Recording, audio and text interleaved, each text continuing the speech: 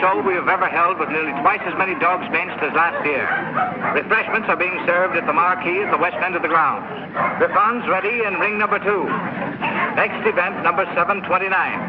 Tallies bred by exhibitors. Have your dogs ready. Quiet, please, during the judging. Attention, please. Judging in ring 1. Event number 728. Scottish Terriers, American bred dogs. Great Danes in ring number 2. Great Scots in ring number 1. This is number 292, Captain McTavish, shown by the owner, the well-known fancier, Mr. Philo Vance, whose kennel comprises some of the finest campaigners in America. That's fine, Mr. Now smile, please. Cup to your right. Cup. That's great. Sorry, boys, but these are not trophies. Hold it. Hold it right there. Thank you so much. And if we go now, I can stand one dog, but this bedlam is getting on my nerves. Don't be impatient, darling. We'll have plenty of time for dinner.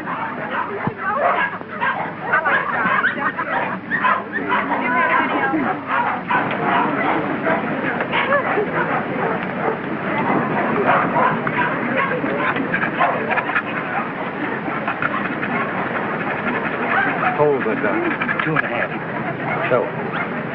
Event number 728. The blue ribbon won by Gillespie of Heatherstone. John D. Deviler is runner-up, and Midlothian gentleman receives the special. Better luck next time, Mr. Vance. Don't be downhearted, Captain. You're still champion with me. Maybe we'll have better luck in Italy, huh? Tough luck, Vance. I was hoping to have the pleasure of meeting you tomorrow. Oh, thank you very much, Mr. Coe. Perhaps you'll get stiffer competition from Sir Thomas MacDonald. Perhaps. Well, I thought I missed him on for a second. But, Miss Lake, you know Mr. Hart, you don't want Raymond to bully his dog. Come along and protect him if you like.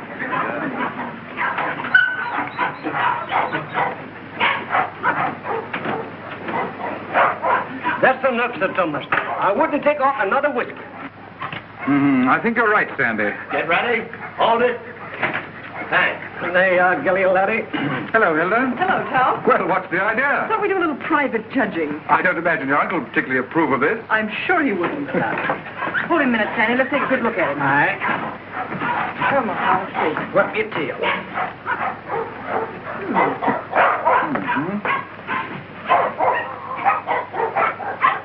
Well, what do you think? I think it's a pretty close thing.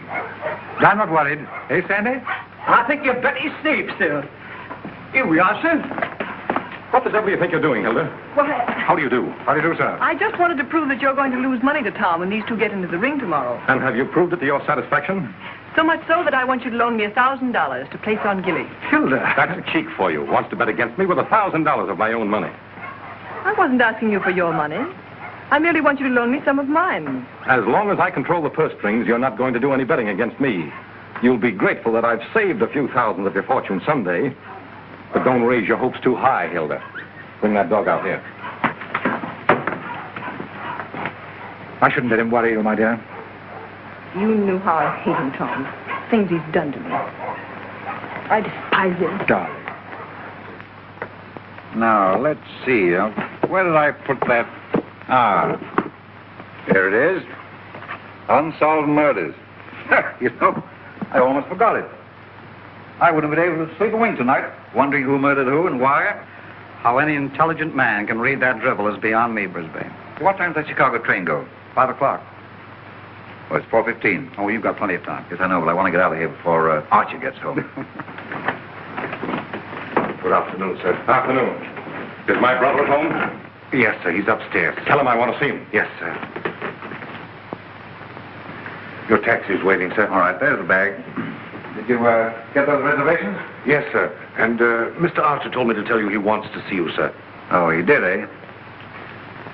You tell him I don't want to see him. Tell him I said so. In those words, sir? Exactly. Unless you can think of something stronger. Yes, sir. Of course,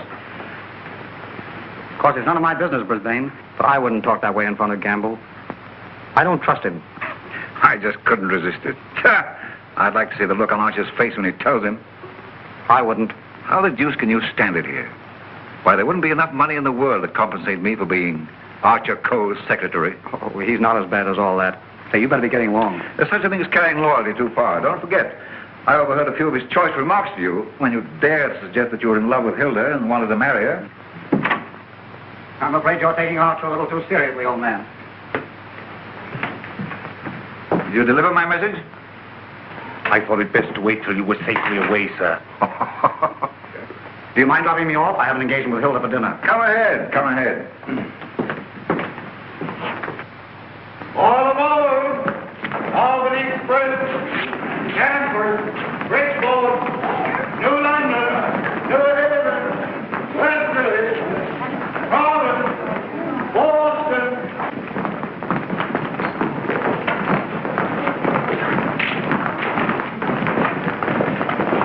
Here is Sir Thomas MacDonald new. What's the matter, Sandy? Something terrible's happened, sir. Gilly's gone. What? And I cannot find him. They've taken him off the bench, sir. Well, he couldn't have got loose.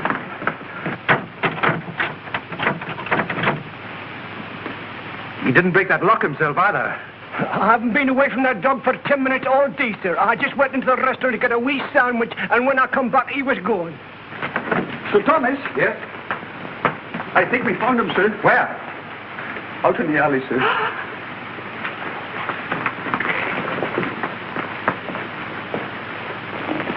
This way, sir. Gilly. He's dead. Oh. I'll kill the man who did this.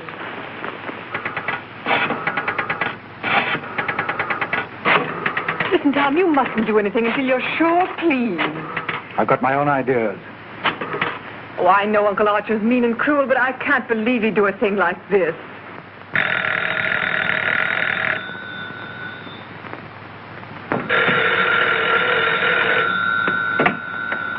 Hello?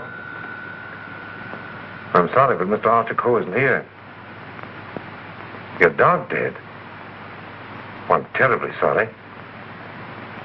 I'll try to locate him at once.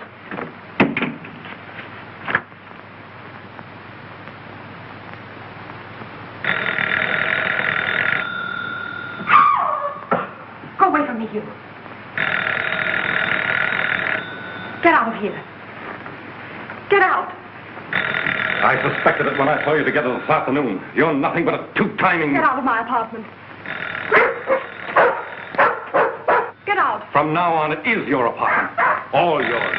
I'm getting out for good.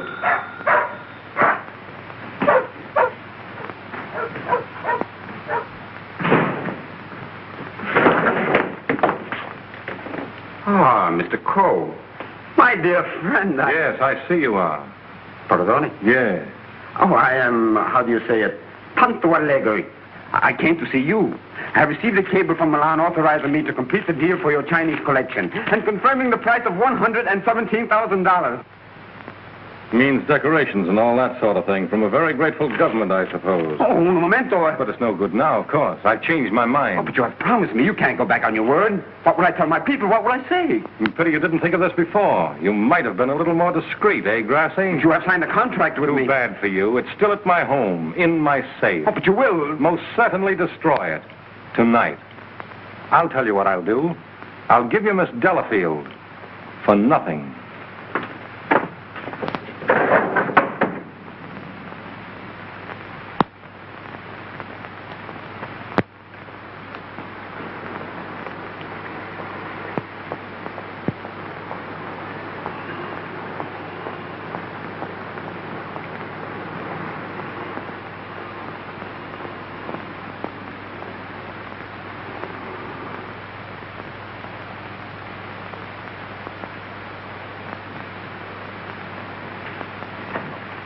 Hey, Liang.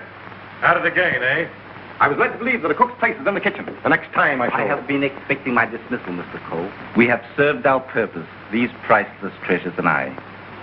I overheard Mr. Wrede saying you were preparing to sell this whole collection. You've been listening at the keyhole, have you? You cannot sell them, Mr. Coe. Do you think I would have dishonored my ancestors, perjured my soul, cheated my own countrymen to acquire these for you?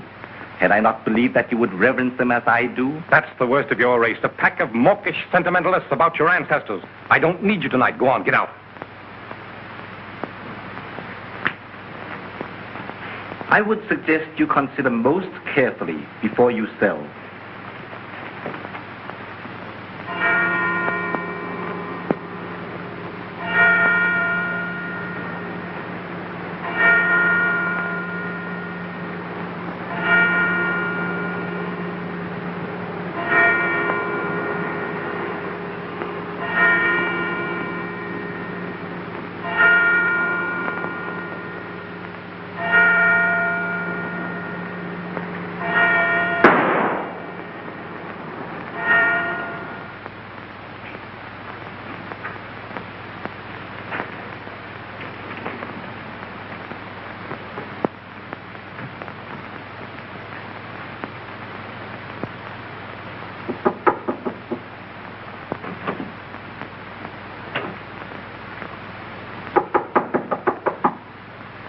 Coe.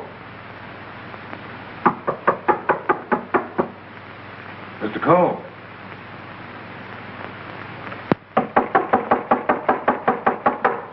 Breakfast, Mr. Coe. Breakfast.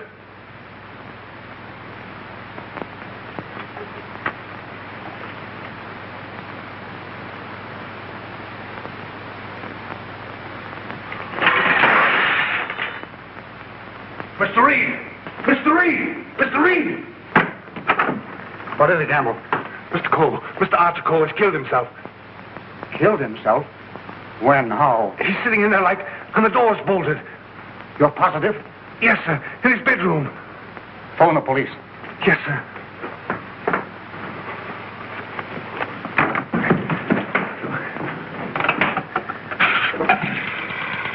Hello?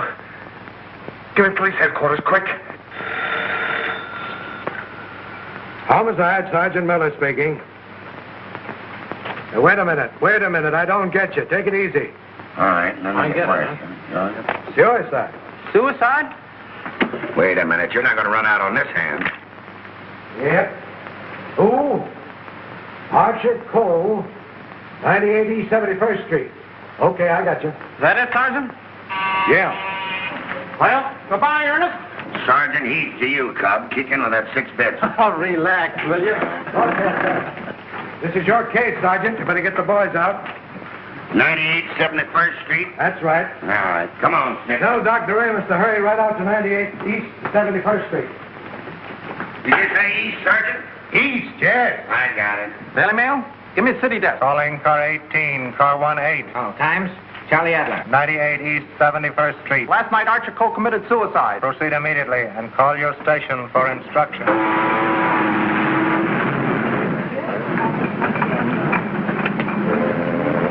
Iron warmer with light to moderate winds for New York vicinity today and tomorrow. And now for the latest news flashes. Archer Coe, the well-known sportsman and collector, committed suicide last night at his home, 98 East 71st Street. His body was discovered by the butler at 8 this morning when he took up a breakfast tray. No reason has been advanced for this action as Mr. Coe was in excellent health and had no financial trouble. No news has been received from the crews of the Is the land phone still connected? Yes, sir. But it will be disconnected in about 2 minutes, sir. Let's see.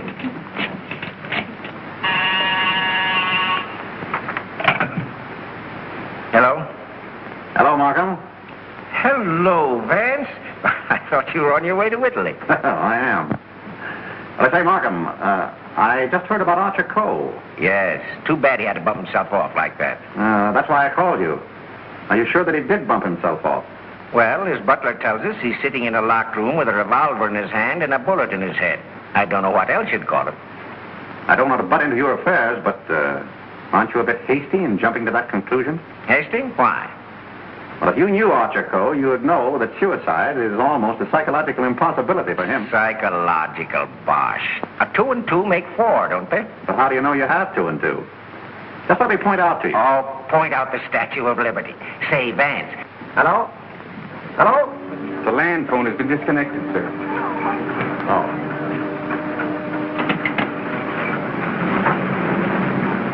Will you have my luggage brought up? Yes, sir. Steward, Just have them sent it ashore. I've decided not to sail. Sir? Vance, you've been right about a lot of cases in the past, but I can't help smiling at you getting off that boat and giving up a swell trip all because of a hunch. As a matter of fact, Markham, more than a hunch. Huh? It just so happens that I talked with Archer Coe only yesterday. What? Where? The Long Island Kennel Club. You know, I can't conceive of a man on the verge of suicide being very deeply concerned over winning a championship at a dog show, can you? No. What do you mean? Simply this. As late as yesterday afternoon, Archer Coe was looking forward with the keenest anticipation to winning a blue ribbon from Sir Thomas MacDonald today. Sir Thomas MacDonald. Say, wasn't it his dog that was found dead last night? Right? And Archer Coe found dead this morning. You suppose there might be some connection there? I don't know. But if someone were to try to kill Captain McTavish, I'd probably turn murderer myself, wouldn't I, Captain?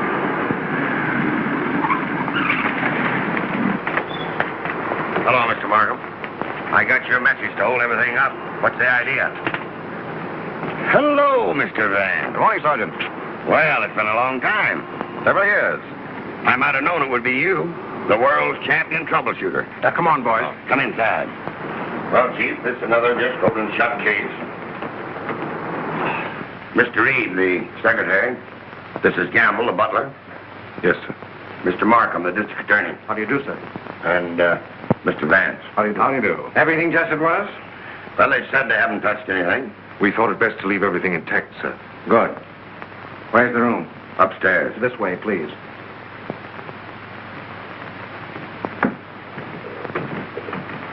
You've been in Mr. Coe's service long? About 3 months, sir. And before that? Why, unfortunately, I was unemployed, sir. This is it, sir.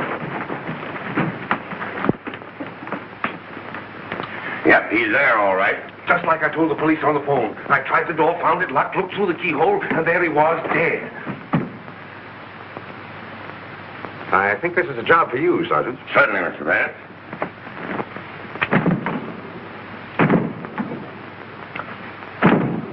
Well, Hennessy, what are you standing there for? Your health? This takes beef. All right.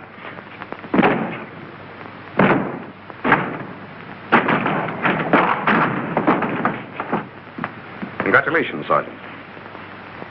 What is this, a bedroom or a museum? More junk here than in a Chinese josh house.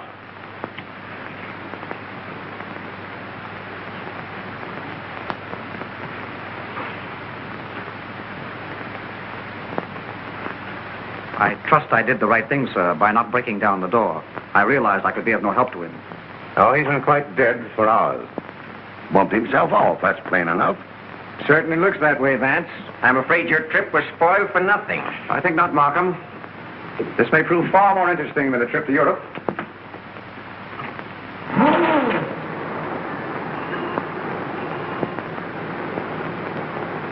You carry a gun? No, sir. You? Yes, sir, but only at night for the protection of the household. Is that it? Why, Come on. No, that was Mr. Archer's. But he always kept it in a desk drawer downstairs. I saw it yesterday morning as I was putting away some papers. Oh, you did, eh? Did Mr. Coe generally keep his windows locked? Why, no, sir.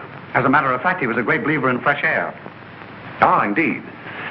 I wonder if these gentlemen would mind waiting downstairs. Certainly not. I'm sorry we had to damage your door. That's quite all right. It's easily repaired. I'll have it attended to at once, sir. Hennessy, see that no one leaves the house without my permission. All right.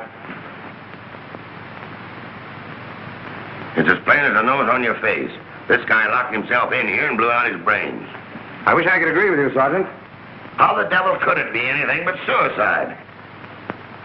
It was all very well for you to theorize before we got here, Vance. But now that you've seen this, and there are no signs of a struggle... And the door bolted on the inside, and no means of entrance to the room... Ah, no other means of entrance. All right, you are, Sergeant. But we can hardly call a second-story window a means of entrance.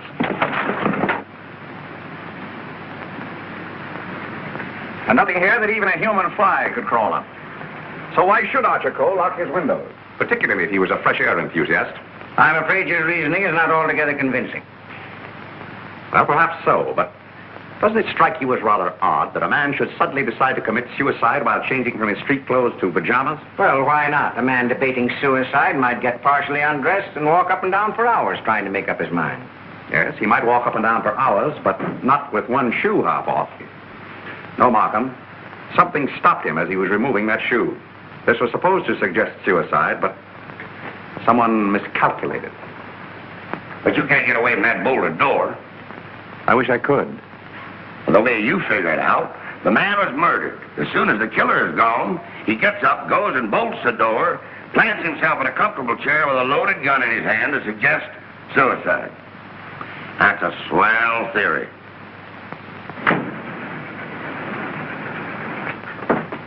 Hello, Gamble. What is this? What's happened? Something terrible has happened, Miss Lake. Hilda. What is it, Raymond? What is it? It's your Uncle Archer, Hilda. He killed himself last night. Where? They're upstairs.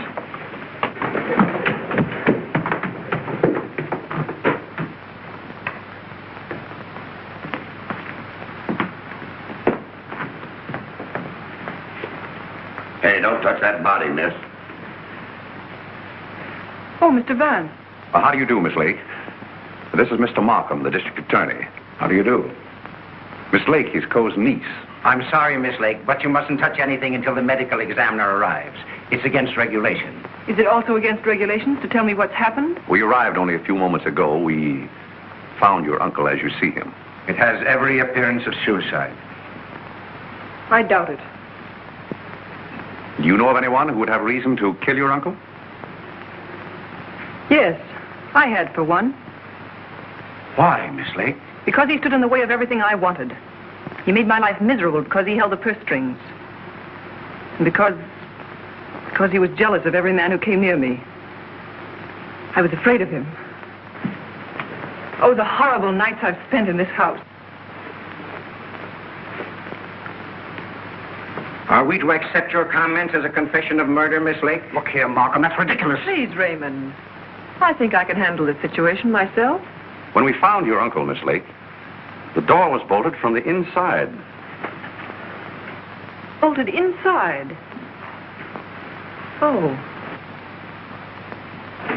Maybe he did shoot himself. Can't you make up your mind? Do you know of anyone else who felt as you do about your uncle? Practically everyone he came in contact with. He was ruthless. He wanted his own way in everything. I imagine there are plenty of Chinese who will be glad to know that his collecting days are over. Ask our cook. I shall. Can you think of anyone else? Well, Uncle Brisbane shared my feelings toward him, I'm sure. Where is this Brisbane guy? Maybe he decided to do something about it. That's impossible. He's on his way to Chicago. He left on the 5 o'clock train yesterday afternoon. He'd be just about getting there by now. Well, you'd probably like to wire him, wouldn't you? Why, yes, of course. Is that all? For the present, yes.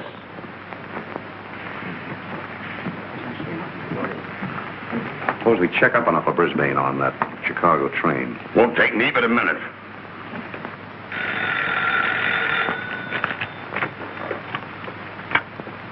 Hello? Come on, Simpkin. Get your feet off the boss's desk and jump down to Grand Central.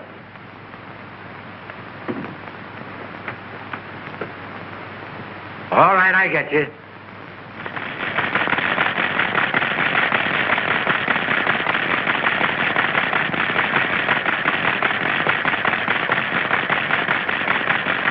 Yes, Mr. Heath. Langham Hotel, Chicago? Yes, sir. I'll rush the call. Hold a while, please. Oh, yes, Mr. Heath. We're expecting Mr. Brisbane Coe this morning. Oh, yes, he wired for a reservation last night. Thank you. Goodbye. Yep. He took the 5 o'clock train, all right. Good. You know, there's a few things I'd like to find out about this girl, Hilda Lake. Why are you always trying to check up on me? I'm not trying to check up on you, Hilda. I want to help you. Well, you know how I feel about you. You know that I love you. But lately you seem to have changed. Every time I want to speak to you about marriage, you evade me. What's on your mind? Oh, nothing. Raymond, I never said I'd marry you. But I thought that now that I could take you away from here. You might as well know now as later. When all this is cleared up, I'm going to marry Thomas MacDonald. Oh. Oh, try to understand, Raymond. I'm sorry.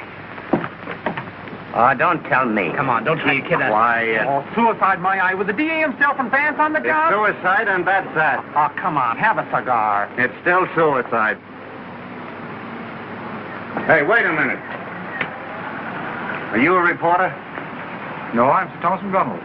I'd like to talk to the officer in charge here. Oh, come on inside. Tom! Why didn't you stay away from here? And leave you to face this thing alone? But you promised me last night you wouldn't come here. Won't you go, please? I can bluff it through. I don't want the police asking you questions. I know all the answers. Oh, but please go for my sake. Let's forget about it, shall we? It's too late now. In any case, the police are guarding every entrance. Wait a moment. You can cross through that yard and get to your apartment. No one will see you. Take the first boat to England. I'll join you as soon as I can. Watch out for those newspaper men, Sir Thomas. They're even deadlier than the police. I had no intention of leaving. Ah, good. Oh, by the way, I was sorry to hear about the death of your dog last night. Oh, thanks. You didn't by any chance discuss it with Archer Coe, did you? No. If I had, I might have killed him. Well, did you? That's your problem. I want to see. And then you, Doctor? How about a statement now? Give me a chance. Oh, wait a minute. I'm a doctor, not a magician. Almost full and funny. Go on now, scram. Wait a minute. Trying to get in here. Hello, Doc. Hello, Kelsey. Where have you been? Haven't seen you for a long time. Working hard. What kept you so long? Did you walk all the way? You always pick on me at mealtime. I was in the middle of cakes and sausage. What have you got? Just plain suicide. This guy locked himself in the room, bumped himself off. Suicide. Then why didn't you let me finish my breakfast? Hello, Doc. Hello, Markham. All you need is an order to remove the body. If you told me that over the phone, I'd have sent my assistant. Mr. Markham told me to phone you personally. Don't crab at me about it. I'll give you the approximate hour of the death, if you want it. That's big-hearted of you, Doc. And the routine autopsy, we can do tomorrow, as it's just a case of suicide. Why do you jump to that conclusion, Doctor? I know a dead man when I see one. Besides, the door was bolted. I know, the door was bolted from the inside. But what about the body? Hadn't you better have a look at it? I was going to. I'm a doctor, not a detective. This man is dead with a bullet hole in his right temple. He's holding a gun in his right hand. Just the kind of wound that might have been self-inflicted. The position is natural, and the door was locked on the inside. Well, let me see. That's strange. Did you find something to disturb you, Doctor? Plenty. There's blood in his mouth.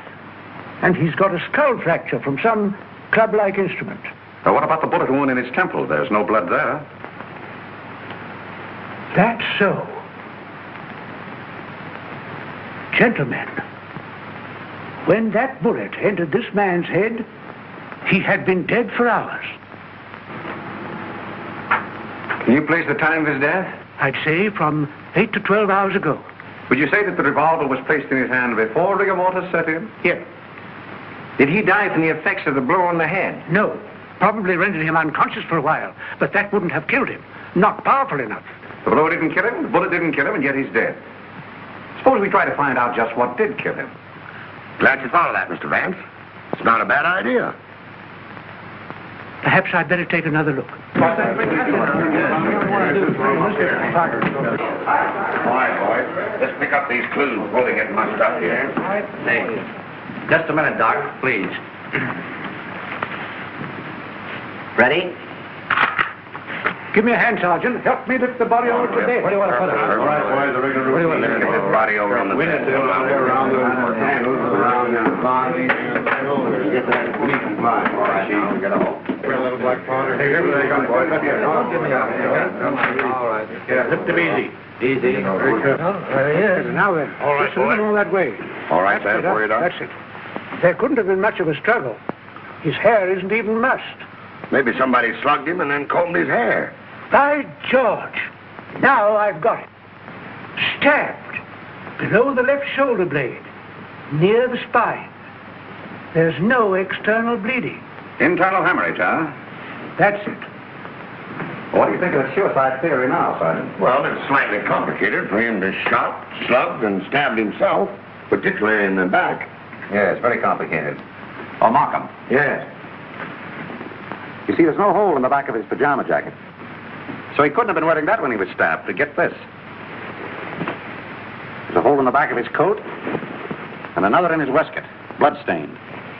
He must have been fully dressed when he was attacked. That lets me out. I finished. I suppose you'll want a quick autopsy. Yes. Get that body down to the morgue as soon as possible. Good day, gentlemen. Good day. Hey, now, Yes? do you think there's any possible chance of that being suicide? What? All right. Just a fair question, big boy. Go on home and get your hotcakes and sausage. You need the strength. Anything? Yeah. Hurry up with that dead wire. Right. Any report on that wire? Not yet, Sarge.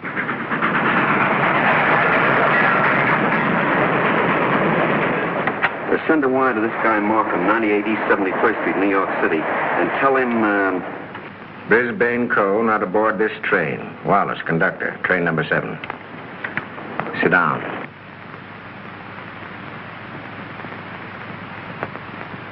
What time did Brisbane Coe leave for Chicago?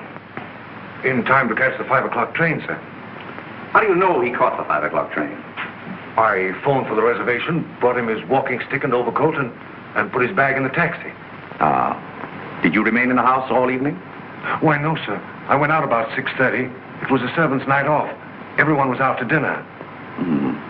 Did you notice anything unusual in Mr. Brisbane's manner when he left? Oh, now that you mention it, he was distracted and very irritable. You say you gave him his stick? Yes, sir. What kind of stick? His favorite, an ivory-handled one. He never went anywhere without it, sir. You're quite sure he took that particular stick with him? Positive. I handed it to him myself, sir. Did you see him when he returned here last evening? Returned? Yes. I didn't know he had returned, sir. Then whose ivory-headed stick is that hanging over that chair in the hall? I don't know, sir. I swear I don't know. Sit down. Steady, Gamble, steady. Is this it? Is it? Yes, sir. I can't understand it. I suppose you saw nothing of his bag. Why, no, sir. Well, if he brought his cane back here, what did he do with his bag? Ah, very good, Sergeant. That's just the point. He undoubtedly left it somewhere. But where? I should think the most logical place would be the check room at the Grand Central Station. What kind of a bag was it? Just an ordinary pigskin bag, sir, with his initials BC on it. Is that it? Yeah, that looks like it. There's your police department receipt. What time was this check? 4:45. Thanks, pal. Okay. Well, here it is. Put it here. Did you examine the contents? No, I brought it right up here. I'll open it. Did you find out what time this was checked? Yeah. There you are. 4:45. He must have gone direct from the house to the station. Did the attendant remember who left this? No, he said there were so many of them that most of the time he didn't even notice the people. Well, there's shaving kit, shirts, underwear, socks, collars, slippers. Nothing in there that a man wouldn't ordinarily take with him on a short trip. Except this, perhaps. Unsolved murders. That's a swell book to take to Chicago. That's rather odd, isn't it? Yes, more than that. Gentlemen, the mist is beginning to rise. I think I know at least a part of what happened here last night.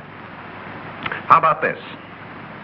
Let's say that Brisbane Coe started for Chicago on a night when he knew that no one but Archer would be at home. He missed his train purposely, checked his bag at the station, and returned here to kill his brother. To make a perfect alibi, he planned to take a later train to Chicago. But something stopped him. And something stopped Archer Coe before he could remove his shoes last night. You see what I mean? Those shoes of Archer's, that bag of Brisbane's, his stick hanging there in the hall, it shouldn't have been there. Wait just a minute. Gamble. Where did Mr. Brisbane usually put his hat and overcoat when he came in? He always hung them in the closet, sir. Which closet? This one.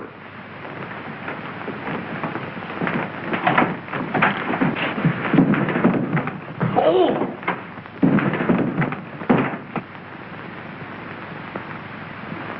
Mr. Brisbane. Well, Mr. Vance, where are we now? I should say somewhere in the middle of the Gobi Desert.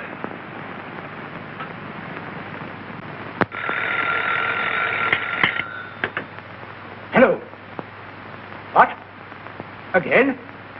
I'm right in the middle of my lunch. First you interfere with my breakfast, then you ruin my lunch. Don't you boys ever eat?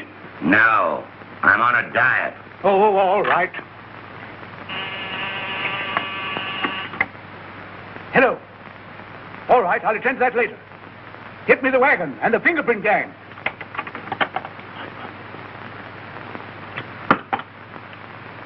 Just a minute, fellas. One side, please. Just a moment, please. Ready? That's all. All right, go ahead. Here. He's been dead for hours. And me thinking all the time he was playing possum. Well, there are too many people in the world anyway. Mr. Vance, this is just ordinary junk. I'm afraid so. And I'd rather hope for something important. Which one of the two victims died first, Arthur? Archer Coe, I think. This one a little later. And the weapon? The same, sharp and narrow. Second, tag and list these. I think I better fingerprint everything inside and outside here. Right, Captain. Hennessy. Yes. Look for a sharp, narrow weapon. Right. Found something? Why, it looks like fishing tackle. It's tackle, all right, but not fishing. Markham, we're dealing with a shrewd brain. The technique of this crime was very cleverly worked out. But something went wrong. Sergeant, here's your order for the removal of the body. Thanks, Doc. So long. I want food. Well, nobody's stopping you. And if you've got any more corpses, bring them out now, will you? I can't be running up and down here all day. What do you mean running up and down all day with that swell car the city gave you? Oh. Nothing upsets the doctor.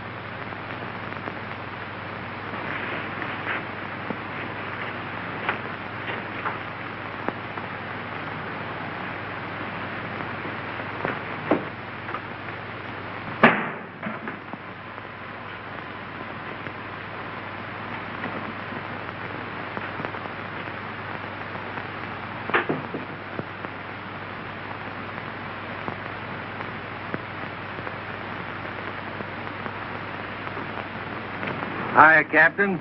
Going in to take charge? Well, if you hurry up and solve this case, maybe I can go home. Come on.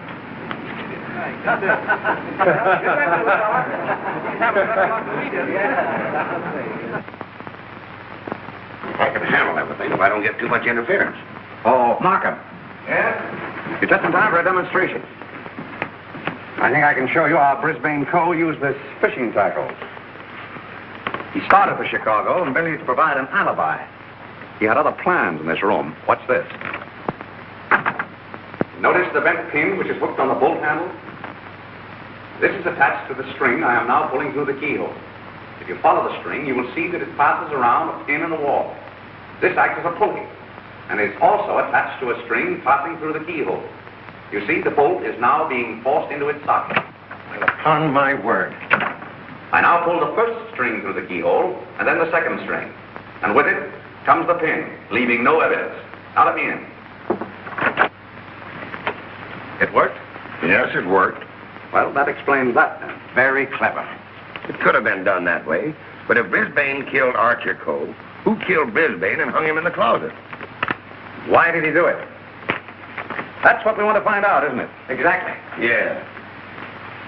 Gentlemen, two persons planned the murder of Archer Coe. Two? What? But their paths crossed. Brisbane was one of them. The other? I've got it. The Chinese cook. They're full of those tricks. Now get this. Dr. Doremus said that Coe was struck over the head with a blunt instrument. This poker would answer that description, wouldn't it? Yes, and that certainly looks like dried blood. It certainly does. But what about those short, coarse hairs? They don't look like Coe's. No. Well, Mr. Vance, why didn't you find that when you looked in there this morning? It wasn't in there this morning. Besides, it doesn't belong in this room. It belongs downstairs in the library.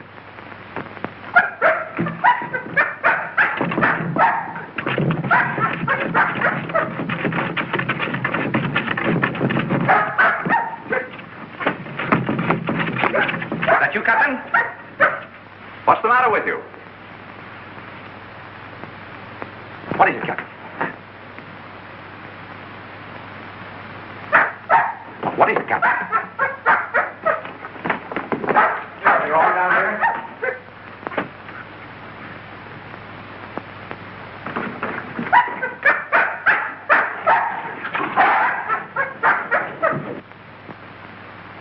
Oh, good boy, Captain. This dog's been struck a nasty blow. That explains the coarse hairs on the poker. Whose dog is this? I don't know. I mean, I've often seen it in the vacant lots, sir. Just tell the truth, Campbell. Yes. Why don't you? It belongs to the lady next door, sir. Hennessy, get that fellow to a vet as fast as you can, will you? Yes.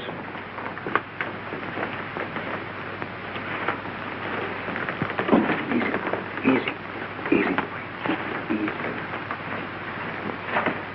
Now, Gamble, let's have the name of the lady next door. Doris Delafield. Yes, I'm Miss Delafield.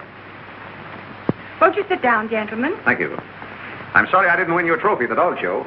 You're quite a fancier, aren't you? Yes, somewhat. I'm interested in one of your dogs. The Doberman. You mean Figaro? I wonder if I could have a look at him. I'm terribly sorry. You know, he slipped his leash last night and ran away. I've notified the police. My maid's been scouring the neighborhood trying to find him. Well, did she inquire at Mr. Coe's house next door? Well, I don't know. You and Mr. Coe have been good friends, haven't you? I know him. Why? Your dog was found in his house this morning, badly wounded. What? Have you any idea how he got there? No. Do you suppose he would follow someone into the house? Well, I hardly think...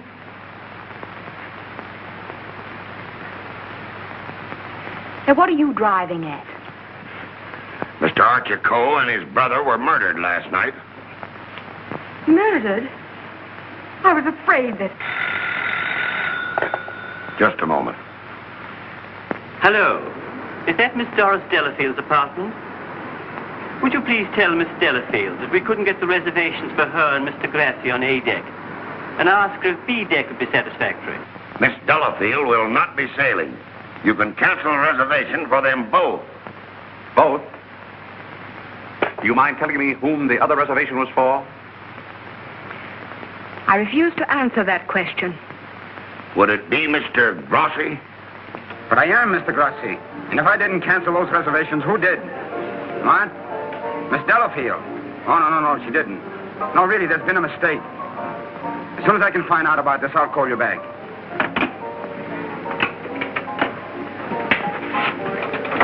I don't think you'll find Miss Delafield at home just now.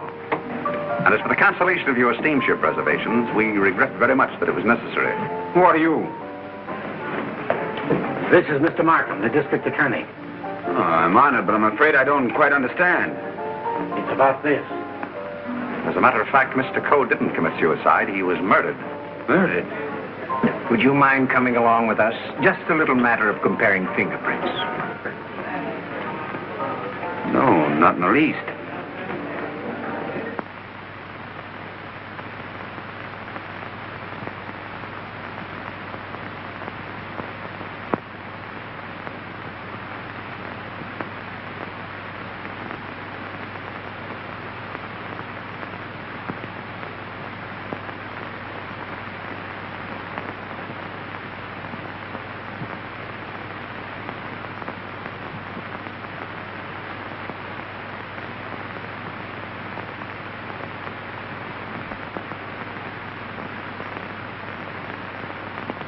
I think that's all.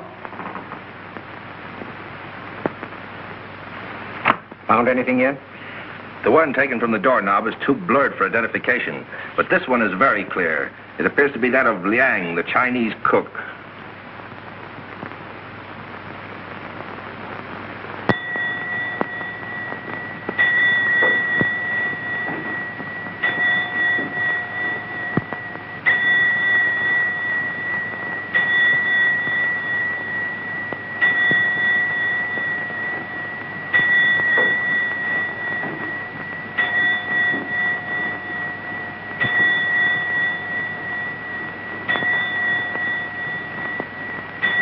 Any luck? No, not yet. Well, it must be here somewhere. I'm positive that the dagger that killed the Coes belongs in that sheath. Tired.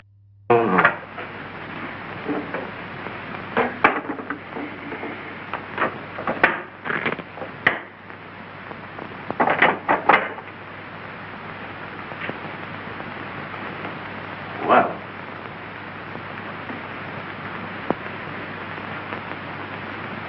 That's strange. What is? The King Yar vase is missing. It's the most valuable in the whole collection. That's all that's left of it. If I'm not mistaken, that's blood. Blood. Markham, I'm coming more and more to the belief that Archer Coe was killed in this room. That poker, this dagger, fragments, all here. But, Vance, do you mean to tell me that the dead man walked upstairs? I'm not trying to tell you anything but the facts. It's the most remarkable case in my experience.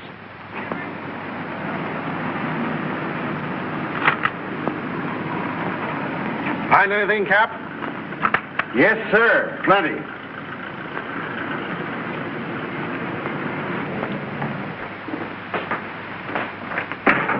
Mr. Wrede.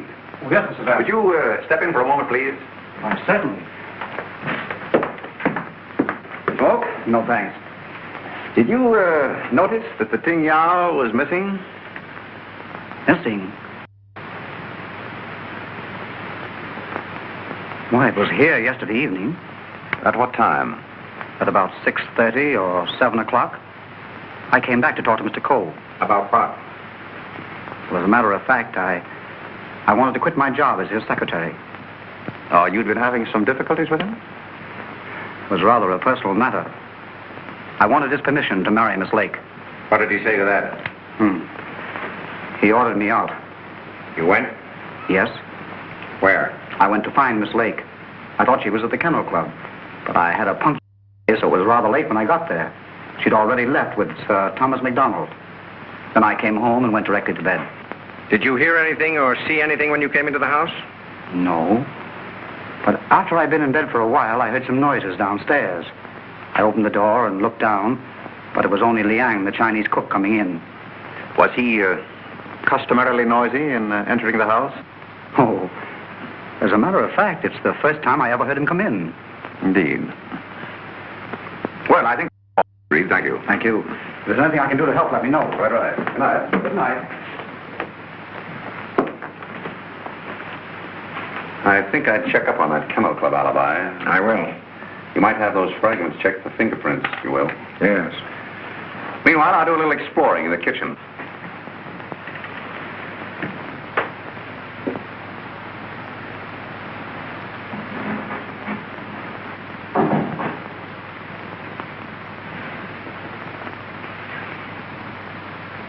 Mr. Vance, I thought...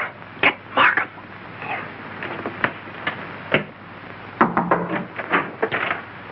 Mr. Liang, I believe. You're the cook. Me cook. You can drop the pidgin English. That isn't necessary with me. Where did you go to school? Columbia University. Ah, that's considerable education for a cook, isn't it? Mr. Coe employed me because I know a great deal about Chinese porcelain. Ah, I see. That's a very lovely piece of Ting Yao, isn't it? How did it get broken? I don't know, sir. I found the pieces in the wastebasket in the library. You want me, Vance? Oh, yes. See that, Markham? More blood spots on the inside. Apparently, the murderer dropped the dagger in here to hide it, but he dropped it too hard, and the vase broke. When did you find these pieces? This morning. This morning? You're sure it wasn't last night, about 2 o'clock, let us say? No, sir. I did not get in until after midnight. I'm sure Mr. Wrede or Mr. Gamble will tell you that. What time did you find the poker? The poker? Yes, the poker. The one you hid in the Chinese chest in Mr. Archer's room this afternoon. But I don't know what you mean. Oh, yes, you do. I was behind the door in that room when you hid it. Let me handle this, Mr. Vance. Are you going to talk? Or do I have to make you? Wait. I'll tell you the truth. Well, spit it out. When I returned to my room here about 8 o'clock last night... Ah, I thought so. I heard angry, muffled voices in the library. Then a dull sound as of someone falling. I stood at my door here and listened. Then I heard footsteps cross the kitchen and go out the back door. And then? I walked up the corridor, and everything was very quiet. I opened the library door and looked in.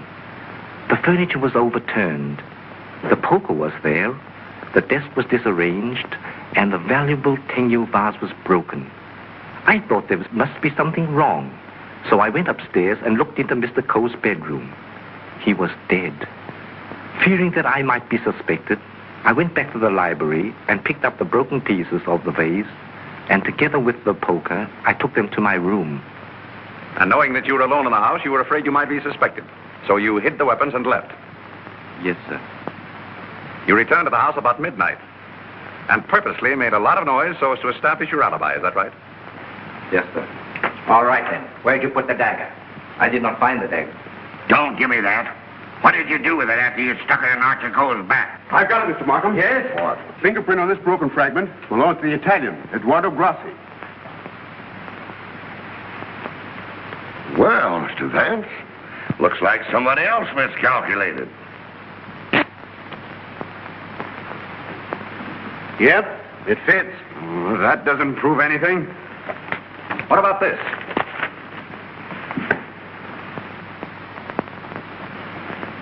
Where did you get it? It was in Archer Coe's pocket. What were you doing outside the drawing room window last night? I wanted to be sure that he was alone. Why? For weeks we had been negotiating for the sale of his collection to the museum at Milan. It meant everything to me. He kept raising the price, but on Monday we came to an understanding. And I cabled the museum that I had succeeded. And last night he turned me down because he saw me with Miss Delafield. Let me explain. Archer was extremely jealous of me. Well, you can't blame him for that. You went there to threaten him, didn't you? I had every right to do. I told him I would use any means to make him fulfill his contract. He laughed at me, said that he would smash every piece in his collection before he'd let me have it. So you picked up the poker and did a little smashing on your own account, eh? I did not. Let me have the fragment, will you? Thank you. You know how that was broken? Yellow vase? With bloodstains on the inside and your fingerprint on the outside. I don't know. Sergeant, I think you better book him. Right. Thank you. Come on. Let's get out of that monkey suit. Let's get going. Come on. Don't worry, I'm not running away. You telling me?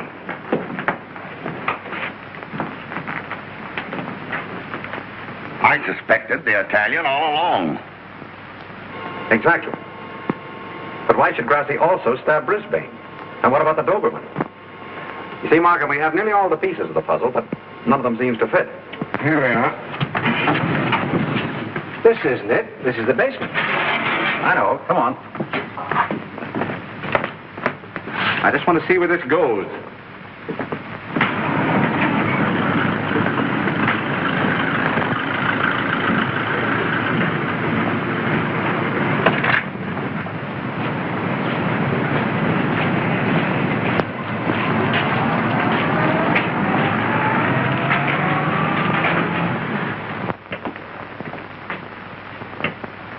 Good evening, sir. Gamble?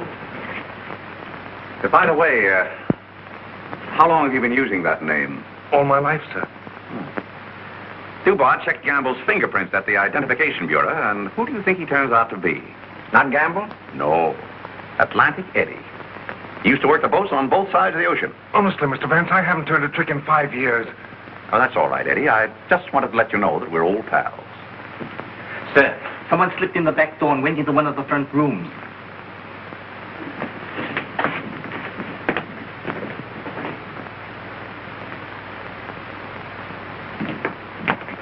Well, Miss Delafield, Don't be surprised, gentlemen. I'm used to coming in here like this. you seem to know your way around here pretty well. As the district attorney, you're responsible for this case, aren't you? That's right. Well, I'm tired of detectives. I'm tired of being spied on. All you want to know is who killed Archer Coe, isn't it? Naturally. Well, I did. What? Yes. And there isn't a jury on earth will convict me when they hear my story. You don't believe me, do you? You were wondering this afternoon how my dog, Figaro, could get into this house. Well, he was following me. He was defending me when he was struck. Where did you kill Mr. Coe? In his bedroom. What kind of lipstick do you use? Lipstick? What's that got to do with it? Is that yours? Yes, that's mine. While I was struggling with Archer, my bag dropped on the floor and everything spilled out. Won't do, Miss Delafield. It's an old trick. It's not a trick. I didn't realize that you were so fond of Mr. Grassi. Mr. Grassi has nothing to do with it. Take me down to the station. I'll say nothing more until I get an attorney. Help! Help! Help! Help!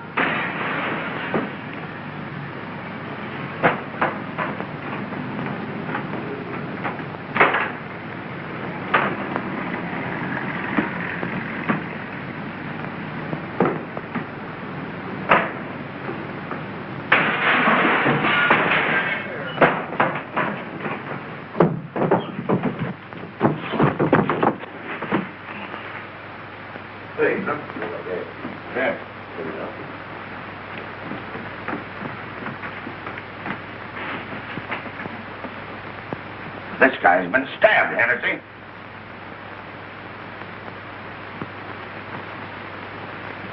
Is this it, Mr. Vance? Yes, that's it. Thank you very much. First you spoil my breakfast. Then you break up my lunch. Now you pull me out of bed in the middle of the night. And this fellow not even dead. Why don't you put that in your report, Doc? Of course, fingerprints would never pick up on that silk handle. But it fits perfectly. Where did you find it, Sergeant? Under the bed. Congratulations. That's all right, Mr. Vance. 3 crimes with the same weapon, Markham. Tom, what is it? What's happened? I don't know, dear. Somebody stabbed me. Is it serious, Doctor? Oh, no. I gave him 3 grains of sodium amytal to quiet his nerves. He'll be all right. I'd like to rent a room here till they finish this case. Poor darling. I wish I hadn't got you mixed up in all this. You shouldn't have come here.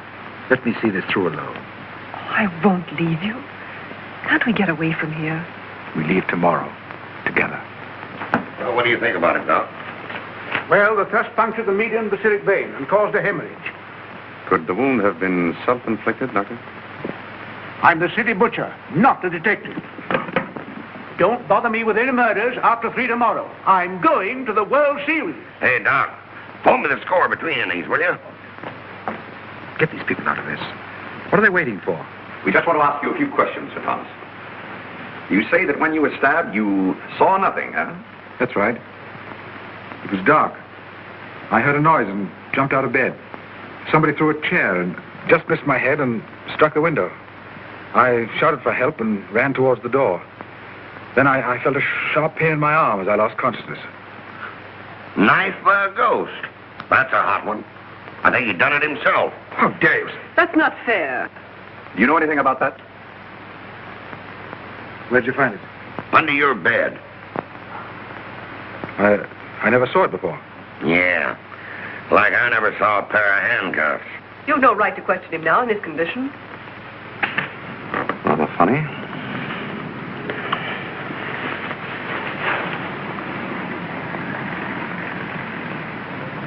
You see what I see in Archer Coe's room?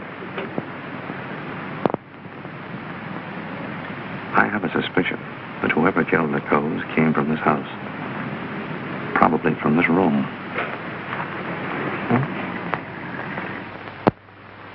Gentlemen, I think I can fit the pieces of this jigsaw puzzle together. Now, here is East 71st Street. This is the Coe house, the yard, and the apartment house next door. Now, let's have a look inside. This is MacDonald's apartment. Directly opposite is the window of Archer Coe's bedroom. Underneath MacDonald's apartment is the cozy little nest of Miss Delafield and her temporary guest, Mr. Grassi. This is the elevator, and here are the stairs that lead directly to the back entrance. From there, it's easy to reach the back entrance to the Coe house across the yard. Now, that's the front hall, and here's the library. On Wednesday evening, between 7:30 and 8 o'clock, Archer Coe was sitting alone in that room. Now remember, it was the servant's night off. The killer must have known this when he came in the back door. He was so intent upon what he was planning to do that he must have left the back door open, because from somewhere in that vacant lot came a dog, a Doberman Pinscher, belonging to Doris Delafield. He saw the back door standing open and went in.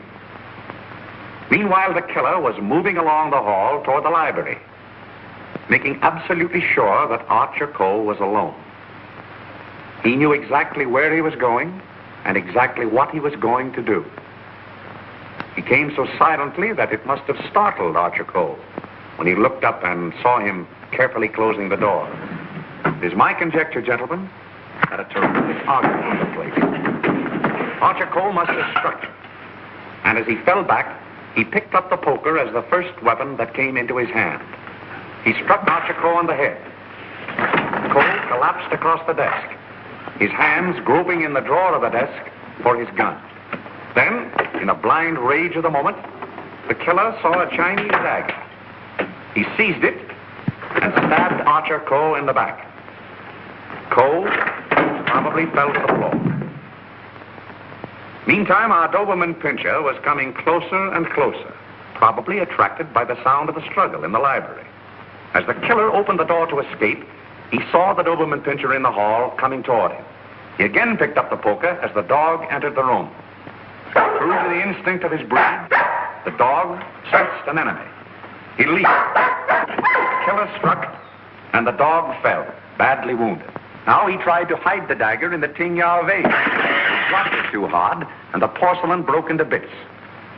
He picked up the dagger again and went out the same way he came in. Meanwhile, Coe slowly regained consciousness and pulled himself to his feet. You remember, gentlemen, that Dr. Doremus said Coe died of an internal hemorrhage. And that is the key to the whole situation. Archer Coe, already a dying man, walked upstairs. And what is even more terrible, he did not know that he had been stabbed. He went to his room and, feeling a little faint probably, he removed his coat and vest and hung them in the closet where we found them. He put on his pajama top and went to the window and raised the shade. Can you imagine the killer's emotions when, from someplace in the apartment house across the vacant lot, he looked over and saw the man he thought he had killed standing there at the window? He knew then that he had to go back and complete his job to save himself. Feeling very faint by now, Archer Coe went from the window to the chair beside his desk, where he sat down. There, he started to remove his shoes. You remember just how we found him. In the very act of removing them, before he could get one of them entirely off, he died. I don't think he ever knew what killed him. Now we come to the most awful part of the tragedy. Brisbane Coe came back to the house with a cleverly worked out plan for killing his brother. He also knew that it was the servants' night out and that he would not be disturbed. He went down the hall to the library, and from the drawer of the desk, he took Archer Coe's own revolver and put it into his pocket. Then, turning out the light on the desk, he went out of the room. He hung his stick over the chair in the hall and tiptoed up the stairs and into Archer Coe's room. He saw his brother sitting in his easy chair, apparently asleep. I can see him tiptoe across the room. And from somewhere just across the desk, he took out the revolver and with careful aim, he pulled the trigger. Meantime, the killer, believing that he had only wounded Archer Coe, came back by the same route to finish his job. Then Brisbane closed the window, lowered the shade, and returning to the body, he carefully placed the gun in Archer's hand, as though it had been suicide. Then he went to the door, and with the two pieces of string, the pins, and the darning needle, he was able to bolt the door on the inside, just as I showed you. A very clever device, gentlemen. which he had discovered in the book of unsolved murders, which we found in his suitcase. Then, gentlemen, Brisbane went on down the stairs, little knowing what awaited him there. The killer mistook Brisbane for Archer Coe and drove the dagger into Brisbane's back. Then, to hide the body, he dragged it into the closet. I doubt if he even discovered his mistake until the next day. That's great. But who did all that? Well, you can search me. I'm going screwy. You can include me in that, Sergeant. Haven't you got any ideas at all, Vance? Markham, it's a maze of conflicting clues. Any one of 7 people might have done it.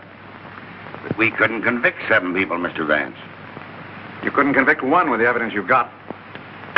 Gentlemen, I'm afraid we're completely stopped. Lake. I hate to admit it, but it looks that way. Vance, in all the years we've worked together, I never heard you say that before. I know. I'm sorry, Markham. Well, what are we going to do about it? I don't know. Are you sure you checked up on all the alibis? Every one of them. And you've gone over the fingerprint situation with your boy? Yes, sir. Well, we've slipped up somewhere, Sergeant. But there must be something that we can get our teeth into. Markham, I suggest that you dismiss this case. What? Dismiss it? Yes, turn all the suspects loose. I can just see all the newspapers in this town screaming for a new district attorney. Well, we can probably cover you up all right, Mr. Markham. I've said it was suicide all along. Yes, I know. We could put that solution on it, but I hate to do it. All right, Sergeant. Go ahead. Turn him loose. Turn him loose? Yes. Well, Mr. Vance, this is once we're both stuck. When you give up, Vance, I'm sunk. Oh, I haven't given up.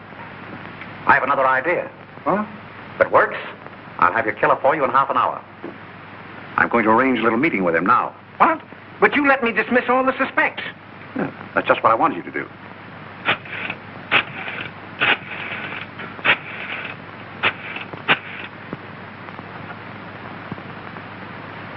Hello? This is Mr. Vance.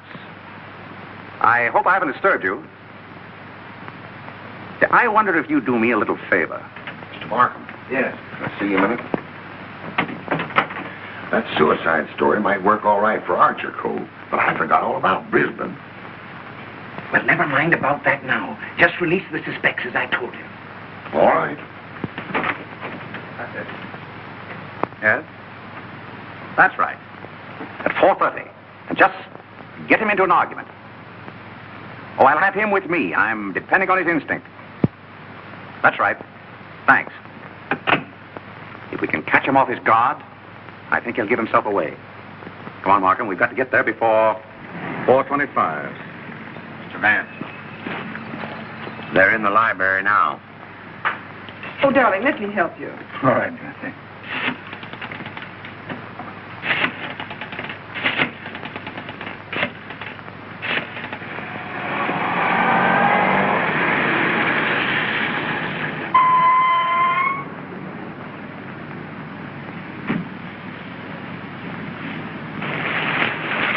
Well, it's the first time we've used bloodhounds in police work since I wore high-button shoes. And red flannel underwear? Oh, I always wear red flannel underwear. So do I. I want your bridal suite on the Coroner. They're sailing at midnight. That's right. Thank you. Sailing at midnight. Lady MacDonald. Is it the title that dazzles you so much? Or is it the fortune she'll inherit that makes her so attractive, Sir Thomas? Raymond, are you crazy? It isn't the first time a fortune has bought a title. It so happens I'm not in need of a fortune. Possibly you are. Raymond, you've no right to interfere this way. No right? Well, I'll take that right. You think you're both sailing at midnight? Well, it won't work. You're going all right, Sir Thomas, but you're going alone. Really? Yes, and you're going now, or else...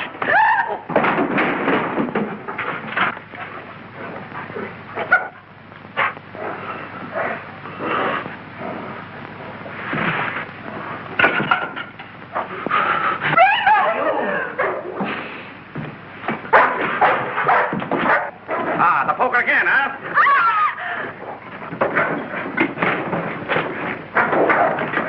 Take him off. Take him off. No.